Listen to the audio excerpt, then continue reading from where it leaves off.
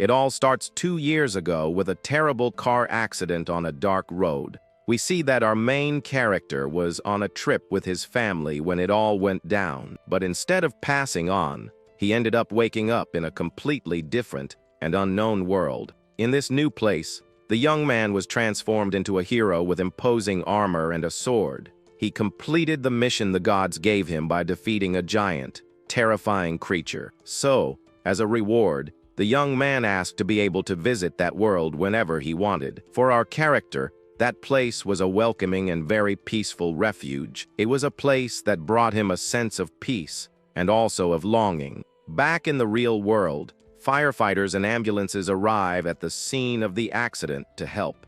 The main character then wakes up in a hospital bed with some bandages on his face. From that terrible event, only he and his brother managed to survive. Next, the two brothers are seen at their parents' memorial, paying their respects. Our character stares at the memorial with a serious expression while his brother cries in sorrow. So, whenever he needed some comfort, the young man would return to the other world to fight. He visited that place several times to face enemies and ease his pain. There, the hero faced all sorts of monsters to forget the problems in his life. And each time he returned, he fulfilled the requests made by the gods of that universe.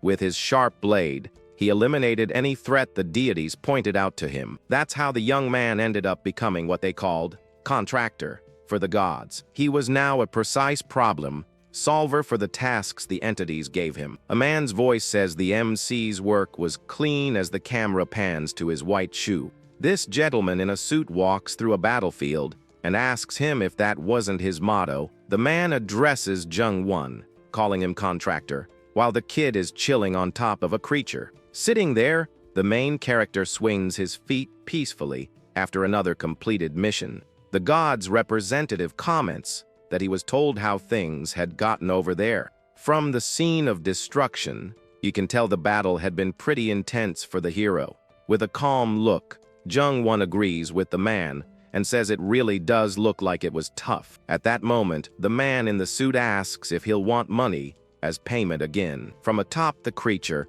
the protagonist looks down at the man and answers with a loud no. With a slight smirk, he says that for this job, the payment will be something else. Jung-won then reveals that what he wants in exchange for his services is his retirement. The man is surprised by the request and asks if he might know the reason for that decision.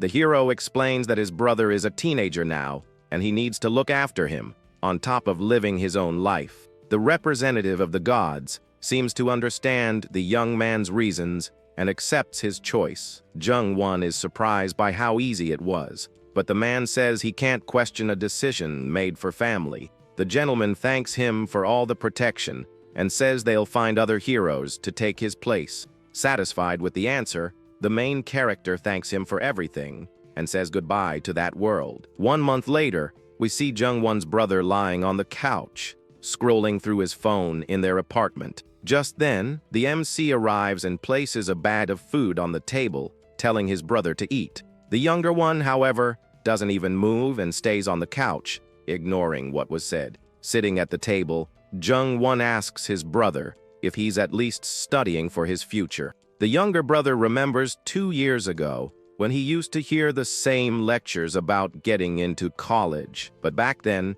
the MC had become a hero in another world after the accident. He recalls the moment he found out that only he and his brother had survived the tragedy. Seeing his little brother crying at the funeral made it feel like his entire world was falling apart. With all that pain, the older brother just wanted to go back to the other place and escape. He wished he could return to feel the freedom and power of being a great hero again. The young man wanted to feel like a hero one more time, maybe to be able to forget his pain. However, the gods didn't answer his call, and he snapped back to reality. Staring intently at his younger brother, the protagonist starts to suspect something very strange. He then wonders why he can smell the other world on his own brother. Jung-won considers the possibility that his kid brother might have visited that place, just like he did. The hero gets suspicious and wonders what the kid has been up to for the last 2 years. When his brother asks what he's doing, The young man just says it's nothing and plays it cool. Jung-won sighs and calls his brother, Yoon, saying he's not ordering him to study. The younger one, however, angrily asks what his brother expects him to do with his life now. The main character is taken aback, not understanding the boy's sudden, aggressive reaction.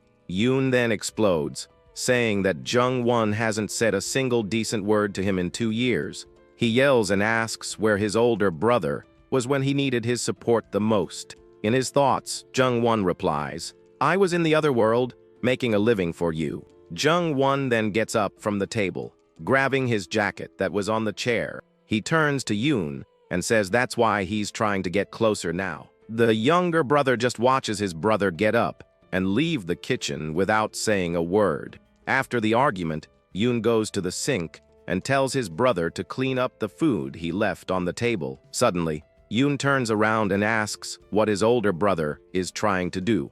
He looks confusedly at Jung-won, who is picking up the sweatshirt that was on the chair. With wide eyes, the boy seems to understand what the main character is about to do. Yoon then grabs the tray with the food and starts washing it in the sink in silence. He thinks to himself that whenever his brother wore those clothes, the smell of the other world got stronger. Determined to find out the truth, Yoon decides he needs to verify his suspicions. The boy eyes the sweatshirt left on the chair and hatches a plan in his mind. He then grabs his older brother's sweatshirt and leaves the house without the other noticing. Jung-won, who was lying on the couch, asks where his brother is going in such a hurry. Yoon believes that if he wears his brother's clothes, he'll be mistaken for him and be able to get into the other world. With the sweatshirt on, the young man opens the front door, determined to finally go back. The protagonist just watches his kid brother leave without any explanation and is lost in thought. 3 days pass since the younger brother left home without a word. Jung-won tries to call him, but the calls go straight to voicemail, leaving him worried. He refuses to believe his brother's disappearance has anything to do with the gods. Suspicious, the hero thinks there's no way his little brother's disappearance could be linked to that other world. Suddenly, a golden light appears, and a voice says that he can't deny that possibility. The representative of the gods shows up and reveals that the main character's brother is in the other world. Jung-won looks at the man with a serious expression, without saying a single word. The hero sits on the couch and tells the man in the suit that he needs to explain everything. The man begins to tell him that 2 years ago, on the day of the accident, something happened. He reveals that Jung-won's brother was also taken to the other world that day. There, the younger brother was known as the hero of melancholy and was quite active in his own way. The representative explains that, just like Jung-won, his brother also wanted to be able to come and go.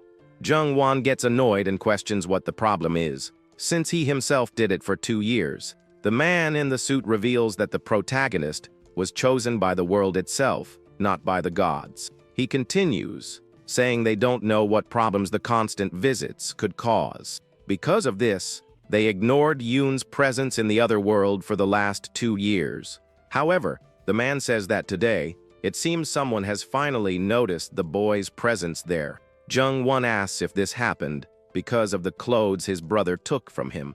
The representative says the clothes were the trigger, but the real cause might be something else. The protagonist becomes curious and asks what this other reason could be. The man then reveals that the true cause might have been the hero's retirement. Jung-won sighs in frustration, as it's only been 1 month since he retired from that job. The man in the suit reminds him that 1 month on Earth is equivalent to 300 days in the other world. Jung-won is shocked at the thought that someone was waiting for him to retire before making a move. The representative says several problems have come up since his retirement, and the protagonist asks what they are. The man in the suit confirms and reveals that Jung-won's brother is one of those big problems. So, Jung-won says he just needs to find who created these complications to solve everything, but the man explains that it's not easy because of something called contamination, and the hero wonders what that is. The representative begins to explain that it all started 3 days ago in Earth time, or 1 month in the other world. He says a phenomenon of unknown cause began when Yoon returned, and they call it contamination. At the center of it all is the hero of melancholy, Jung Yoon, and the contamination appears wherever he goes. Jung Won suggests following the contamination to find Yoon, but the man says it's not that simple. Apparently, this contamination not only hides the boy's tracks but also affects the lords. These lords are the powerful rulers of that world and seem to be getting influenced. The representative adds that the phenomenon even affects the gods of that universe. With this, the protagonist understands that this so-called contamination is directly linked to his brother. And to find his little brother, he'll have to find the culprits and solve all the problems that have surfaced. The man in the suit agrees, saying that's exactly what he needs to do to save Yoon. The hero is outraged and asks why he should have to clean up a mess they created themselves. To convince him, the gentleman reveals that soon, the time on Earth and in the other world will be synchronized. Jung Won is shocked by this possibility, and the man says that's why he came looking for him. The representative then says he'll show him what his brother is doing at that very moment. Just then, a vision shows dragons and monsters invading and destroying a modern city on Earth. The man asks if he feels responsible now, while Jung Won asks if Yoon did all that, and he confirms. Jung Won thinks that creating a gate of that size to Earth is something no one in that world should be able to do. He then tells the representative to give him back his powers, and he'll handle the situation himself. But the man says that's a problem because, due to the contamination, they can't restore his powers. The hero gets ticked off and asks if there's basically nothing they can do to help. The man in the suit confirms that unfortunately, there's nothing they can do for now, but tells him not to worry. He reveals that they've prepared their own contingency plan to deal with the situation. With a serious look, the man says goodbye and vanishes from the room, leaving the protagonist behind. Meanwhile, in the city, monsters continue their attack, and people run in desperation, screaming for help. Jung Won observes the chaos and thinks he'd like to help the people who are in danger, but without his powers, jumping into the fray would be way too dangerous, and he might not survive. He then decides he'll take care of the situation on Earth. After he gets Yoon back safely, his priority right now is to go through the gate and find a way to get his powers back. The protagonist leaps from a building and runs at high speed through the streets of the destroyed city. He spots a blue gate glowing in the middle of the street and tells himself he's found it. But as he gets closer, he realizes there are a few monsters guarding the passage to the other world. Jung Won identifies 2 orcs and a goblin blocking the path to his objective. He figures that if he runs at top speed, he can lose them and get through the portal. The monsters see him approaching and get ready to attack the young man running in their direction. The hero doesn't hesitate and keeps running toward the portal with the monsters hot on his heels. He knows that if he stops for even a second, it'll be his end, so he can't slow down. As he crosses through the portal, he realizes an orc came out of it, right in front of him. The protagonist is surprised and tense, seeing the creature emerge from the portal so unexpectedly. The muscular and imposing orc readies its wooden club to attack the young man. Jung Won grumbles about the terrible timing, since he's currently powerless. He dashes to dodge the monster's attack, which relentlessly pursues him through the passage. With his heart pounding, he wonders if he'll be able to dodge the blow in time to survive. By a hair's breadth, the hero manages to evade the orchid's attack, which misses by inches. Relieved, he yells that he managed to dodge it, and now just needs to get all the way into the portal. But the monster doesn't give up and charges again, weapon in hand, to strike him. The creature hits him squarely with a powerful blow, sending him flying into the portal. The protagonist is thrown a great distance and passes through the passage in a rough and violent way. On the other side, the orc watches the young man disappear into the portal's darkness after being hit. Jung Won lands on the ground on the other side, exhausted and out of breath after the short battle. He gets up slowly and wonders if he managed to cross the gate and reach the other world. The young man needs to hurry before the monsters can catch up to him in there. But when he turns around, he realizes the glowing blue gate has simply vanished. Confused, The protagonist wonders why the portal disappeared all of a sudden without any explanation.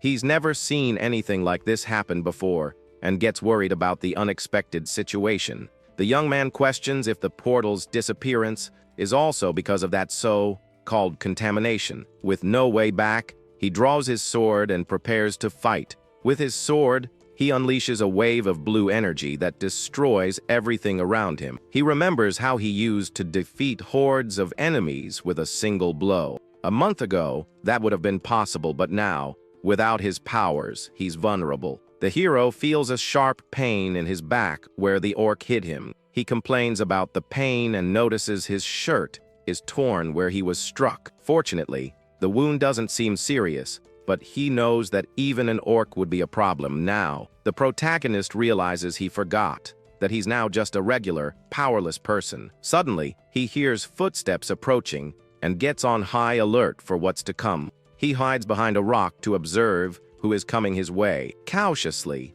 he peeks over the rock to see what awaits him in the darkness. From the sound of the footsteps, he counts 1, 2, 4 of them and deduces they must be small. From the light steps, he realizes they aren't orcs and prepares for the encounter. Looking down, he sees a group of goblins and humans walking with torches. Hidden, he confirms they are goblins and carefully assesses the situation. He knows they're fast but not impossible to defeat if he has a good plan. Jung-won thinks that if he keeps his distance, he can deal with them one at a time, but one of the goblins spots him hiding and gets ready to attack the young man. With no time to waste, the protagonist charges forward and kicks one of the goblins in the head. He moves quickly and precisely to give the enemies no chance to counter-attack. However, a stronger goblin with red eyes appears to face him. Jung-won and the goblin face off in the dark cave, ready for the approaching battle. Further back, he sees other goblins guarding a golden chalice on a makeshift altar. The hero wonders where they suddenly came from, since there was no one there before. He had checked the path, and there were no other passages, so there could only be one way out. With wide eyes, he realizes that the path he came from has also disappeared. Now he's trapped in the cave with the goblins and the chalice. With no way to escape, he looks back and wonders why there's no longer a path for him to leave. The stronger goblin takes advantage of the distraction and lunges to attack the protagonist with its club. Jung-won turns and sees the creature coming at him with a furious look. The hero braces for impact, crouching and releasing a blue aura from his body. He charges toward the goblin and hits with a powerful shoulder tackle. The impact is so strong that the monster is thrown back, and the protagonist slams into it with full force. Both fall to the ground after the collision, and Jung-won quickly gets up to continue the fight. He picks up the defeated goblin's club and prepares to face the others that are coming. The goblins at the altar get on alert and scream as they prepare to attack the intruder. The stronger goblin gets up from the ground, feeling the power of the blow it received from the young man. Jung-won, now armed with the club, prepares to face the monster once more. The creature stares at him with its glowing red eyes, seemingly confused by what happened. Without hesitation, the protagonist attacks the goblin with the club, hitting it squarely in the head. He continues to strike the creature with a sequence of brutal attacks. With a furious look and glowing red eyes, he finishes off the goblin with a final blow. The other goblins at the altar watch the scene without moving from their positions. The cave floor is stained from the result of the intense battle that just took place. Jung-won stands up, panting and covered in splatters after defeating the monster. The strong, muscular goblin lies lifeless on the ground with an expression of pain on its face. The protagonist, now armed with the club, cautiously approaches the altar. He observes the remaining goblins, who continue to guard the golden chalice without moving. The young man finds it strange that they didn't leave the altar, even after their companion's defeat. He sits down to rest for a bit and think of a plan to get out of this situation. The hero realizes this world is different from what he knew, and he feels lost. He wonders how he's going to get out of this cave with no visible exit. Looking at the chalice on the altar, he thinks the object doesn't seem to be anything special. Even so, He decides he needs to check the chalice to make sure it's not a trap. He approaches the goblins with the club in hand and calls them over for a chat. With a sarcastic smile, he tells them to take it easy and not get worked up. Jung-won walks toward the altar, ready to face the goblins waiting for him. He assesses the situation and sees there are 4 goblins armed with sharp spears. Since he's outnumbered, he knows he needs to end the fight as quickly as possible. He prepares to attack, taking a step forward with determination and courage. Without wasting any time, the protagonist runs toward the goblins to start the fight. The goblins scream in their strange language, ready to defend the altar at all costs. The protagonist charges toward them, and the monsters brace for the imminent attack. He dodges the first spear and lands a powerful blow to the face of one of the goblins. With a swift move, he dodges another attack and prepares for the next one. He grabs one of the monster's heads and hits it with a knee right in the face. The goblin can't take the hit and falls to the ground, defeated by the young man's strength. Another goblin tries to attack him from behind, but the hero is aware of every move. The remaining goblins point their spears at the protagonist in an attempt to intimidate him, but the young man isn't fazed and throws one of the spears to the ground to create a diversion. He takes advantage of the distraction and runs toward them to continue the fight. With a determined look, he prepares to face the last remaining goblins. He dodges the spears and manages to get past them, getting close to the altar. The protagonist grabs one of the spears and uses it to defend himself from the monster's attacks. He spins the spear skillfully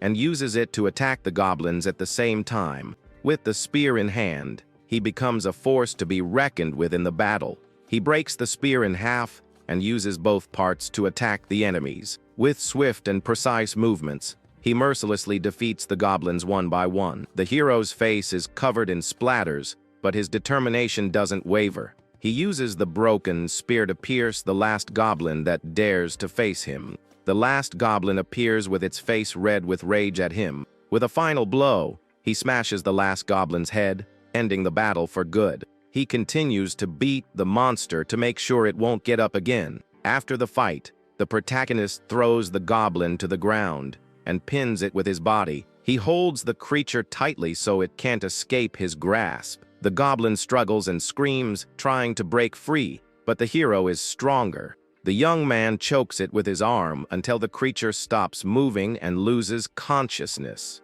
The goblin taps the ground in surrender, but the protagonist doesn't let go. After defeating all the enemies, Jung-won gets up and faces the fallen goblin. He walks toward the golden chalice, now that the path is clear of threats. The hero approaches the object and wishes for a gate to open so he can leave. Suddenly, a bright, golden light emanates from the chalice, illuminating the entire cave. The intense glow blinds him for a moment, and he shields his eyes with his hand. A notification sound echoes in the cave, and a blue screen appears in front of the young man. The screen displays information about the chalice, calling it the Forgotten Chalice. Jung-won complains that the gods always complicate things instead of helping directly. He looks at the screen and tries to understand what's happening with this mysterious item. Meanwhile, in the city, paramedics are helping the victims of the monster attack. The streets are filled with ambulances and rescue teams working to save the injured. The protagonist thinks that to find Yoon, he needs to locate another gate to the other world. He wonders if the remaining portals have already been closed or if there are any still open. Suddenly, a voice says the protagonist looks like he's been through the ringer, and he turns around, surprised. It's the representative of the gods, and the hero asks if they weren't done talking. The man in the suit says he found a way to restore his power and came to find him. Jung-won replies that this is annoyingly good news, and the man says it's not a bad deal. The representative explains that Earth currently has a system called Awakening. This system uses mana from the other world that leaks through the portals to Earth. The man awakens people's latent potential, just as the gods grant authority. Those who stop the monsters and close the portals are known as the Awakened. The protagonist then asks how he's supposed to restore his power with this system. The man reveals he created a one-person gate for him to use as he sees fit. He also enabled the hero's inventory so he can store important items. Jung-won asks how Yoon is supposed to use the gate if it's only for one person, and the man says he used all his authority. The man in the suit says that item is what he needs to find his younger brother, but the young man argues that just the gate won't give him back the power to fight. The man explains that to regain his power, he'll have to use the system of the awakened. The hero says he's not an awakened, and the man says that not even the gods can bend the rules. The representative hands him a necklace and says the quests and rewards will come through it. Jung-won asks about the rewards, and the man says he'll be able to use his original powers in a limited way. The man in the suit says they're both in a hurry, so he'll explain everything bit by bit. He tells him to go to the butterfly forest, and a quest screen appears with the task. The mission takes him to a village near the butterfly forest, west of the kingdom of Bosk. A blue portal opens in the forest, and a sound like thunder echoes through the quiet place. The protagonist steps out of the portal with a firm stride, ready to begin his new mission. He walks with confidence, enveloped in a blue aura that follows him wherever he goes. Upon arriving at the village, he carefully observes his surroundings so as not to be caught by surprise. He analyzes the village outskirts with a serious and cautious look for what he might find. Suddenly, a lit torch illuminates the dark night of the village, catching his attention. The young man turns and sees a group of villagers approaching him with torches and weapons. He finds himself surrounded by the villagers, who stare at him with suspicion and hostility. The entire village seems to be on alert and ready to attack the stranger who has appeared. Meanwhile, in the forest, a man runs desperately through the trees and darkness. He seems to be fleeing from something or someone, and his expression is one of pure terror. The man, panting and exhausted, continues to run without looking back, afraid of what's chasing him. He thinks he needs to hurry and warn the others about the approaching danger, but he trips on a root and falls to the ground, getting injured in the process of his escape. A blue energy hits him, and he screams in pain as he's caught by his pursuer. He tries to get up and keep running, but it's too late to escape. A giant, shadowy creature with glowing red eyes appears in front of him. The man is paralyzed with fear upon seeing the creature and stammers, unable to speak. He screams in terror as he's surrounded by blue butterflies flying around him. After everything, the village leader apologizes for the misunderstanding from earlier. Jung-won says it's natural to be on guard when a stranger shows up so late at night. The man then asks what the young man came to do in the forest at this hour. The protagonist replies that he needs to find someone who is lost in the dark forest. The village leader takes him to the entrance of the forest and says they've reached their destination. He points to the dense woods and says that this is the dreaded butterfly forest. The man offers to go with Jung-won, saying it'll be better with an experienced guide. He begins to explain that the main ingredient for mana potions is a blue mushroom, and this rare and valuable mushroom only grows in that specific forest and nowhere else. In the past, the forest was a safe place to gather mushrooms because there were no monsters. But recently, whenever someone touches the mushrooms, the forest's butterflies attack. The hero wonders if the butterflies were affected by the contamination and reaches out his hand to one. The guide stops him by grabbing his arm and warning him not to touch them under any circumstances. He explains that the butterflies' wings are sharp and can cause serious injuries. Jung-won then asks about the mushrooms and if the problem couldn't be with them. The man says he has already checked the mushrooms and found nothing wrong with them. The only conclusion is that the butterfly's behavior has changed for some unknown reason. The two enter the forest, following the trail with the guide lighting the way with a torch. Suddenly, they hear a strange noise and stop to investigate the source of the sound. Jung-won questions the guide about there being no other monsters, and the man says he didn't know either. The guide yells for them to run faster as they flee from something in the dark forest. The protagonist asks what happened to everyone, and the guide looks at the frightened villagers.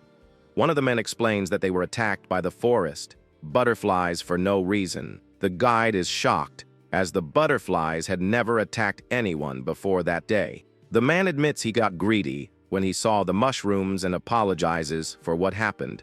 He asks about a man named Sam, and the other says they will look for him when morning comes. The village leader is furious with the man's attitude and glares at him with a look of anger. The man suggests that Jung-won also come back in the morning, but the hero has other plans. He appreciates the concern, but says he has no time to waste and needs to keep going. The protagonist and the guide continue their search through the dark and dangerous forest. Suddenly, Jung-won stops and notices something strange on the forest floor. He sees a leather pouch on the ground and wonders what could have happened there. Shocked, he questions if the butterflies were responsible for that. He asks the guide if he's sure there are no other monsters in the forest. The man says this is a first for him too, and that there might be something else in there. The protagonist becomes thoughtful upon hearing the guide's words and analyzes the situation. He points to an area further ahead and asks what's in that direction. The guide looks at the area and says the atmosphere there seems a little different than usual. He explains that it's the deepest part of the forest, where it connects with the mountains. That's where the blue mushrooms grow in large quantities, which is why it's a dangerous place. Jung-won wonders if he'll find any trace of his brother Yoon in that place. He asks the guide if there's a chance that monsters came down from the mountains into the forest. The man replies that normally he'd say no, but now he can't be sure of anything. They continue walking along the trail, but find no clues about Yoon's whereabouts. The protagonist gets frustrated that there isn't a single clue to follow and feels lost. He wonders if the contamination can really erase someone's tracks so completely. Suddenly, the guide stops and touches his chest, as if he's feeling something strange. The young man asks what's wrong, and the guide points to the ground with a worried expression. He looks at the ground and sees that there are far more animal droppings than normal. The hero asks if that's dangerous, and the guide explains the situation in more detail. Normally, they would only see a small amount scattered here and there throughout the forest, but he's never seen such a large concentration of droppings in one place before. The forest is covered in a blue mist, and the two look around with apprehension. A tree with twisted branches and a purple aura catches their attention in the darkness. The guide says the forest is changing, and something very strange is happening there. An intense blue light emanates from the center of the forest, illuminating the trees and the sky. A swarm of blue butterflies appears out of nowhere, flying in sync through the forest. Jung-won calls the guide by his name, Liam, and warns him of the approaching danger. He says that from here on out, things will get dangerous and that the guide should go back. But Liam unsheathes his sword and says he'll stay with him until the end of the journey. Jung-won says he can't promise to keep him safe as the butterflies close in. Liam prepares to fight with his sword as the butterflies attack with their sharp wings. The protagonist notices something moving in the darkness and gets on alert for what's to come. He says something is approaching and gets ready for the fight that will follow. The ground shakes and rocks start falling from the sky as if something massive is moving. Liam wonders what in the world is in this forest as he prepares to fight. Sharp spikes shoot out from the ground at high speed, nearly hitting the two companions. A giant butterfly-like creature emerges from the depths of the forest. Jung-won recognizes the creature and smiles, saying it's a pleasure to meet it here. He calls her Exotica and says it's been a while since they last saw each other. The creature stares at him with its red eyes, and the protagonist asks if she's changed much. Exotica is the name of the butterfly queen and the administrator of the forest near the plains of Bosque. A map shows the location of the butterfly forest and the plains of Bosque. The butterfly queen is an imposing and powerful figure with glowing blue wings. Jung-won wonders why she came to the forest, so far from her plains. With a powerful punch, he prepares to face the butterfly queen head-on. The creature attacks with its sharp wings, but the hero manages to block the blow with his body. Liam is shocked to see that the young man managed to block such a powerful attack, but the smaller butterflies take advantage of the distraction and attack the guide without mercy. He screams in pain as he's surrounded by the butterflies, which cut him with their sharp wings. Jung-won wonders why the creature's shell is so tough and hard to break. The butterfly queen shrieks and attacks him with her sharp and powerful claws. She launches spikes from the ground toward the young man, who tries to dodge the attack at all costs. The protagonist is thrown back by the force of the impact and falls to the ground, injured. The creature launches more spikes, and the hero dodges by rolling across the ground to avoid being hit. He gets up and looks for Liam amidst the confusion and chaos of the battle. The young man gets annoyed at the guide's uselessness and wonders why he even brought a sword.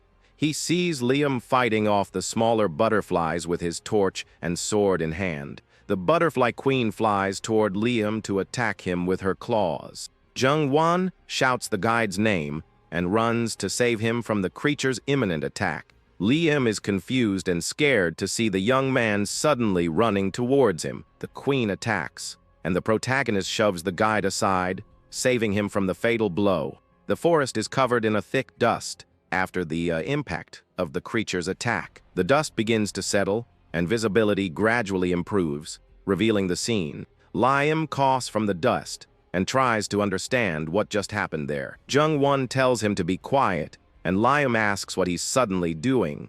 The hero tells him to run as far away as possible while he distracts the queen. Liam asks what will happen to him, and if he'll be okay alone in the battle. The protagonist says he'll only get in the way if he stays, and that he needs to get out of there. He tells him to go back to the village and warn the others about the danger that awaits them. Liam flees in desperation as the butterfly queen pursues him through the forest. The creature launches a powerful sonic attack that sends him flying with great force. The hero struggles to stay on his feet and resist the queen's attack. The impact of the attack shatters the ground, kicking up a cloud of dust and debris. He remembers a conversation with the representative of the gods about his powers. The man had said he could use a little of his power, even without being awakened. Jung-won had asked how little power he would have, and the man had smiled condescendingly. The representative replied that it would be enough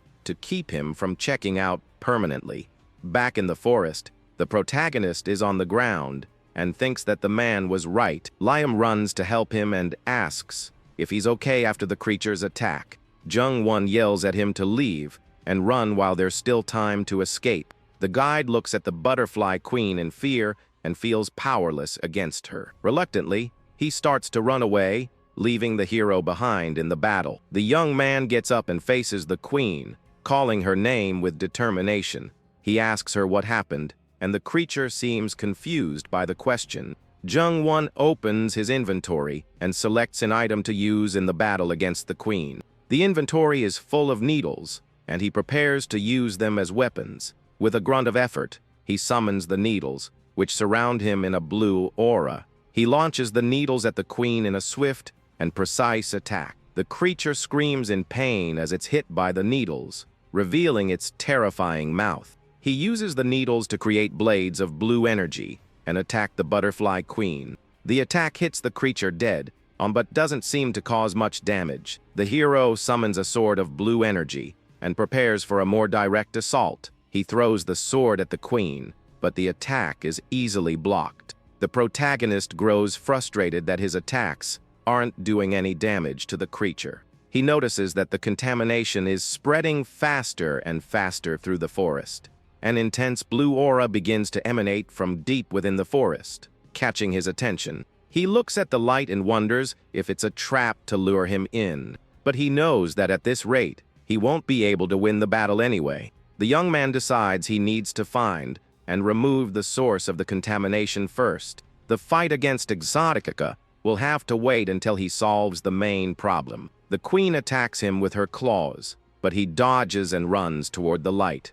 He gets up from the ground and prepares to run as fast as he can. With a determined look, he advances toward the source of the contamination. He runs through the forest, dodging the attacks of the queen who relentlessly pursues him. The creature launches spikes from the ground to stop him, but he manages to dodge them. He dives to the ground to avoid being hit and continues to run without looking back. With determination, he gets up and faces the blue light that awaits him at the end. He runs with all his might toward his final objective in the forest. After taking a few hits, he's thrown toward his final destination. Exhausted, he falls to the ground in front of a field of glowing blue mushrooms. The light from the mushrooms illuminates the forest, creating a magical and mysterious atmosphere. The protagonist gets up slowly, his face bruised and covered in sweat. He looks at his hand and notices it's trembling from exhaustion and adrenaline.